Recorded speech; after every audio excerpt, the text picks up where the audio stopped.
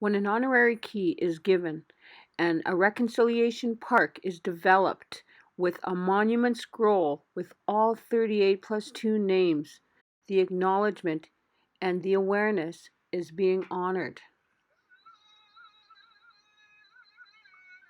This is the world's largest mass execution in the United States that was ordered by President Abraham Lincoln. Fateful day, they were led out of the prison compound. They were shackled and chained together. They had hoods on them. The women began wailing and weeping. One of the prisoners in a loud voice said, "Hear me, my people. Today is not a day of defeat. It is a day of victory. For we have made our peace with our Creator, and now go to be with Him forever. Remember this day to tell our children so they can tell their children that we are people who died a noble death. Do not mourn for us. Rejoice with us." It's a good day to God.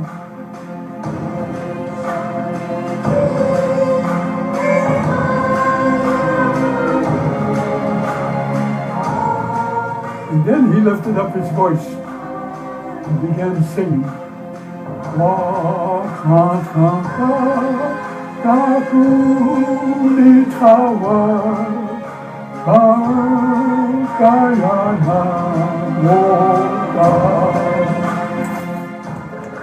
The sacred burial grounds in the Black Hills was not for sale even though the gold was discovered.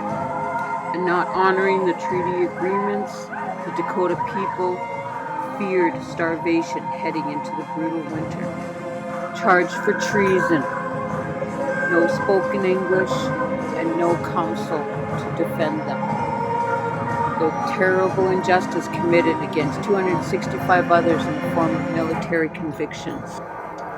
Since the War Commission was a military proceeding, President Abraham Lincoln had the ultimate say on the punishment.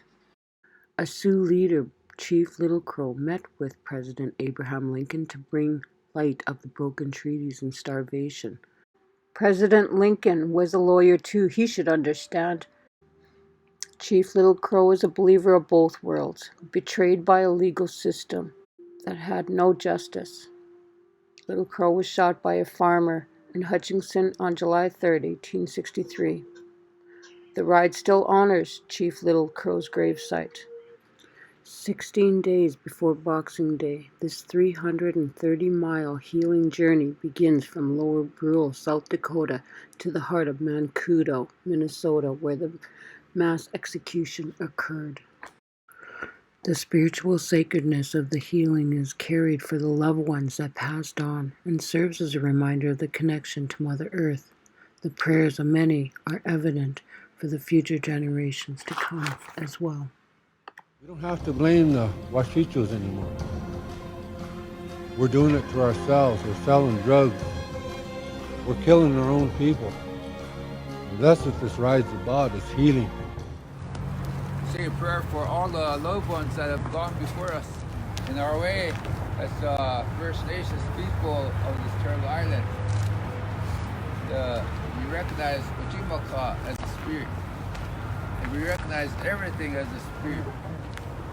The missing and murdered women. It's not only just women, but there's men. Along with the pipeline, there's men camp.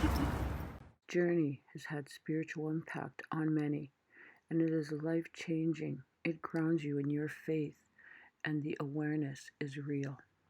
Understand that Turtle Island is really gifted, because we've been to Africa where we watched women walk for miles for just one jug of water. All over the world, people are suffering for water. And now it's coming to our Turtle Island, the town of Flint, where people our babies are being born, and they're unhealthy, and some of them dying. We've been down to the Gulf. When that Gulf spill happened, it's still going on. The Gulf spill was never contained. All they do is put chemicals in it and cover up the black, and they hide it from the media.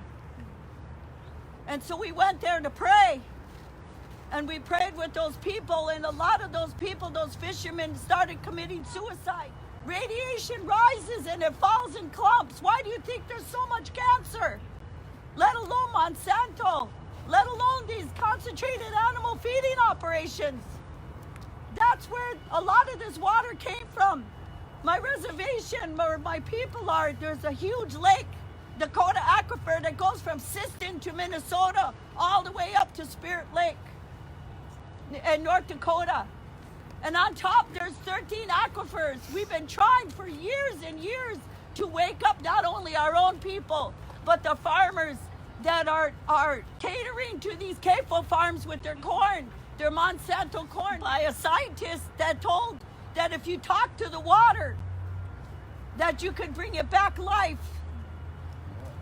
And in order for our children to have a future, your children, our children, everybody's children, you need to pay attention to the water. You need to stand up for the water, because without it, we can't live.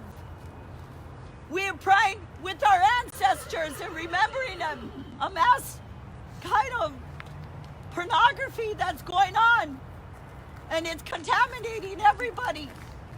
Our children aren't looked at as Caucasian anymore. They're looked at something to sell. And we're also praying for the people in Honduras. Somebody's going to move in and wipe them out. You know what's sitting there? Blue gold. There's all kinds of water down there. And now the children suffer. So we've been walking with this water every day. We couldn't stop from the day that we start, the morning when we start walking to the end of the day. We had to keep it moving. One of our runners, she's a non-native. She came from New Mexico. She's ran all night now, and she's coming with the runners. We had many people joining us. Pray with the water every day, so we can wake it up, because all water is connected all over the world. That's one thing that's connected, is the water. If it leaves us, that's it for us. That's it for humanity.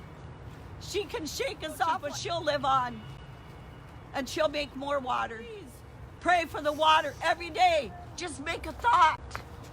Pray with it. Give it energy.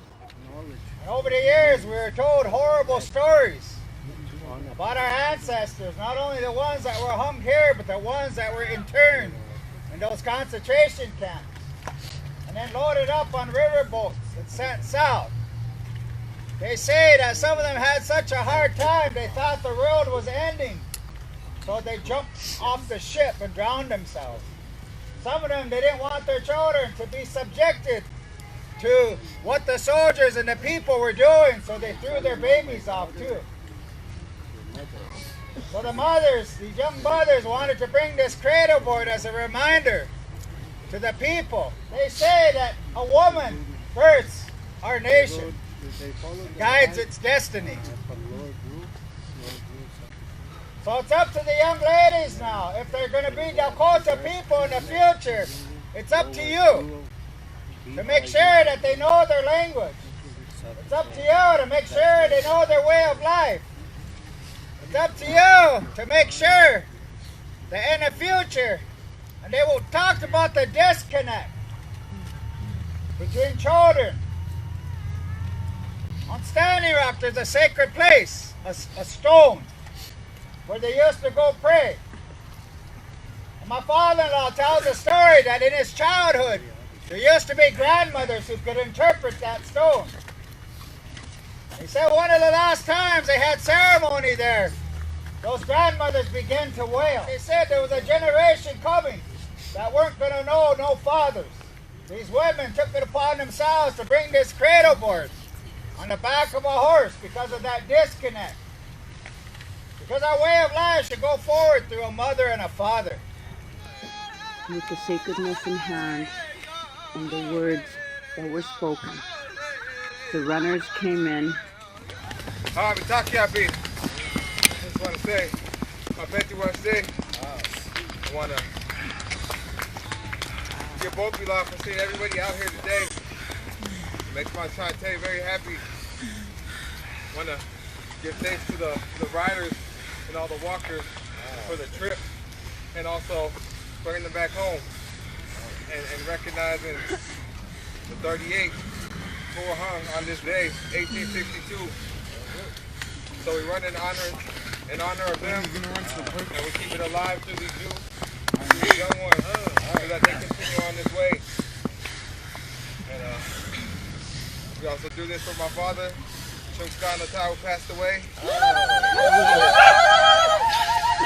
Just give Wopila for everyone involved, played their part in feeding the riders, taking care of them. Mitaki out there. This path was made for a rider to complete this year, 4-year commitment.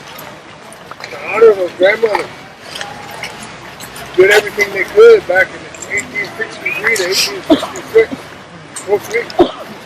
This was the aftermath of the hanging. Some of the wives from the 38 were there. The grandmothers were there. I'm going to say something, they went through hell there. 1863 to 1866 was hell for them. First year there was over 300 children.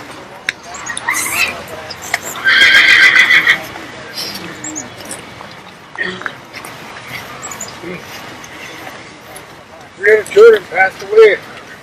Hunger, illness, sickness. 300. So grandmothers did everything they could.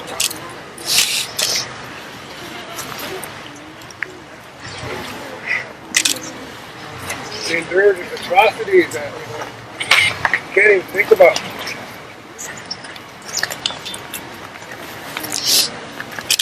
Daily assaults by the very people supposed to guard them. Some people don't know this story. We were on this ride about 6 years ago. Me and my son, and I asked him we should do something for them. So we learned more. A lot of the people that were on that ride are gone today. We learned a lot from each other. These eagle plumes right here, there's 300 of them. They represent the children.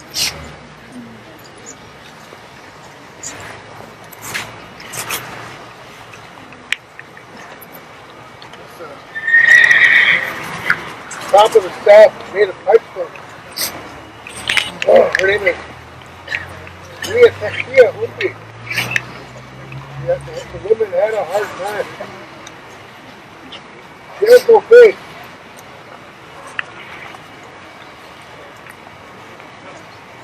She represents all of you women. The staff, we put it away. But it was brought here to the riot. I didn't think we would see it again. It was brought here. I don't know why now. It wasn't good.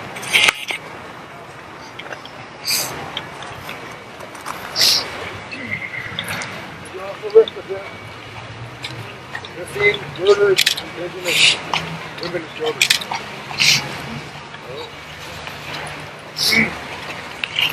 Sorry, I have a hard time talking about this. I have grandchildren. I wrote this. Our songs and dances of healing. The reconciliation and support coming from the city of Mankato, Minnesota, when the riders of Dakota 38+2 had arrived a day early. We are many, many people, and yet we are one. What we do today with our thinking, what we do tomorrow with our thoughts, what we do with our actions and our interactions with people determines the course of the universe itself. You are not powerless. You are not without power. The Dakota 38+2 had joined the Bigfoot Riders heading to Wounded Knee. On December 29, 1862, the U.S. 7th Cavalry regime had massacred over 300 Lakota elders, women, and children. But that's another story.